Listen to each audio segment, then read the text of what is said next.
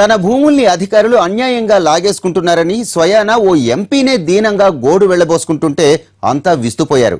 Parliament సభ్యురాలి ఆస్తులకే దిక్కు లేకపోతే ఇక సామాన్యుల సంగతేమిటనుకుంటున్నారు?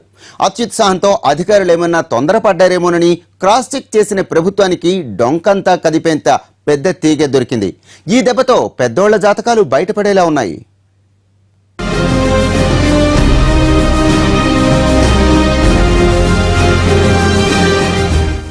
చేతిలో డాక్యుమెంట్స్ తో సడన్ గా మీడియా ముందుకొచ్చారు అరకు ఎంపీ.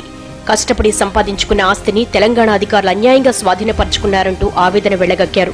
ముఖ్యమంత్రి కేసీఆర్ ను కలిసి తనకు జరిగిన అన్యాయాన్ని చెప్పుకుంటున్నారన్న ఎంపీ కొత్తపల్లి గీత దీనిపై గవర్నర్ కు కేంద్ర పెద్దలకు కూడా ఫిర్యాదు చేస్తాననడం సంచలనం సృష్టించింది.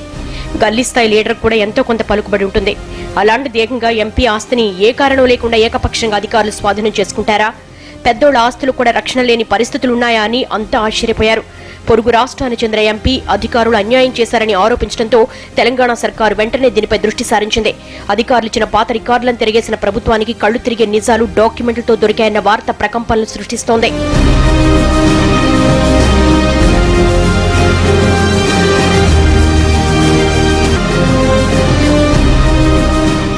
ఎంపీ చూపించిన ప్రాపర్టీ డాక్యుమెంట్లు ఆమె పేరునే ఉండొచ్చు కానీ అసలు ఆస్తి లింకులేమిటని ఆరా తీస్తే అసలు కథ బయటకొచ్చిందని సమాచారం. ఎంపీ ఆరోపణలు ప్రభుత్వ ప్రతిష్టను భంగపరిచేలా ఉండడంతో ఉన్నతాధికారులు వెంటనే రంగంలోకి దిగారు.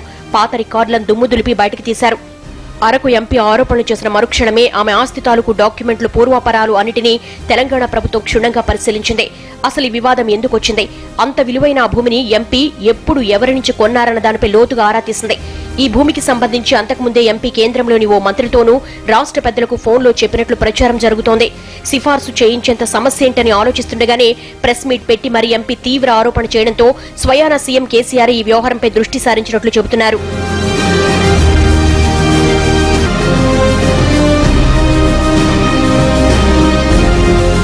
అరకు ఎంపీ కొత్తపల్లి గీత తనదని చెబుతున్న ఆస్తి మూలాలపై ముఖ్యమంత్రి ఆరా తీశారని, పరిశ్రమల శాఖ రెవెన్యూ అధికారుల నుంచి దీనిపై నివేదికలు తెప్పించుకుని క్షుణ్ణంగా పరిశీలించారని సమాచారం. ఈ భూమి ఎంపీకి దక్కడంలో తెర వెనుక జరిగిన తతంగమంతా వెలుగు చూడడంతో దీనిపై సమగ్ర విచారణకు అధికారులను ఆదేశించారని, దీంతో ఎప్పుడో మూసుకుపోయిన డొంకంతా కదలబోతోందని అంటున్నారు. ఎంపీ కాకముందు గీత ప్రభుత్వ అధికారి. హైదరాబాద్ లో డిప్యూటీ కలెక్టర్ గా పనిచేస్తున్న సమయంలో తన అధికారాన్ని ఉపయోగించుకుని అక్రమ మార్గంలో ఈ భూమిని పొందారని తెలంగాణ ప్రభుత్వం ప్రాథమిక నిర్ధారణకు వచ్చింది. ఈ భూమిపై హక్కుకు సంబంధించి ఎలాంటి ఇబ్బందులు లేకుండా మార్పులు చేర్పులు జరిగాయని, నిబంధనలు తుంగలో తొక్కి గీతకు మేలు జరిగేలా అప్పటి అధికార యంత్రాంగం సహకరించిందనేందుకు ఆధారాలు దొరికాయని సమాచారం.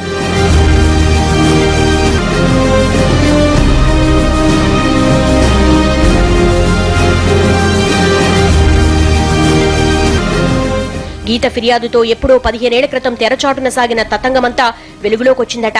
2001లో 1200 ఎకరాల భూమి రెగ్యులరైజేషన్ జిల్లా కలెక్టర్ కూడా తెలియకుండా జరిగిందని తెలంగాణ సర్కారు పరిశీలనలో బయటపడ్డట్టు తెలిసిందే. నేరుగా కమిషనర్ల ప్రమేయంతో ప్రధాన పాలనా కేంద్రం నుంచి ఈ వ్యవహారమంతా జరిగిందని ప్రభుత్వం ఓ నిర్ధారణకు వచ్చినట్టు చెబుతున్నారు. కేటాయించిన భూములకు మించి 50 నుంచి 90 ఎకరాల దాకా ఆక్రమణకు గురైనట్లుగా లెక్కలేస్తున్న తెలంగాణ సర్కార్ అన్ని వివరాలు బయటకొచ్చాక ఈ ల్యాండ్ స్కామ్ పై చర్యలు తీసుకోవాలనే ఆలోచనతో ఉంది. కేటాయింపు నుంచి రెగ్యులరైజేషన్ దాకా ఏ దశలో ఎక్కడెక్కడ నిబంధనల్ని ఉల్లంఘించి ఎవరెవరికి మేళ్లు చేకూర్చారో కూపీలాగే పనిలో ఉంది అధికార యంత్రాంగం.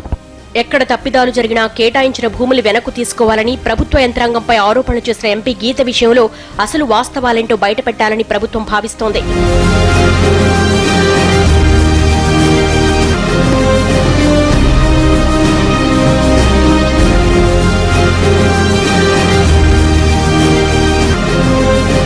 కుల వివాదం కోర్టుకెక్కడంతో కొన్నాళ్లు ఇబ్బంది పడ్డ అరకు ఎంపీ ఆ తర్వాత బ్యాంకులను మోసగించారని ఆరోపణలతో ఇరకాటంలో పడ్డారు. ఇప్పుడు తెలంగాణ ప్రభుత్వంపై ఆరోపణలు చేసి కొత్త కష్టాలు కొని తెచ్చుకున్నట్లయిందని ఈ వ్యవహారాన్ని చూసిన వారు చెవులు కొరుక్కుంటున్నారు.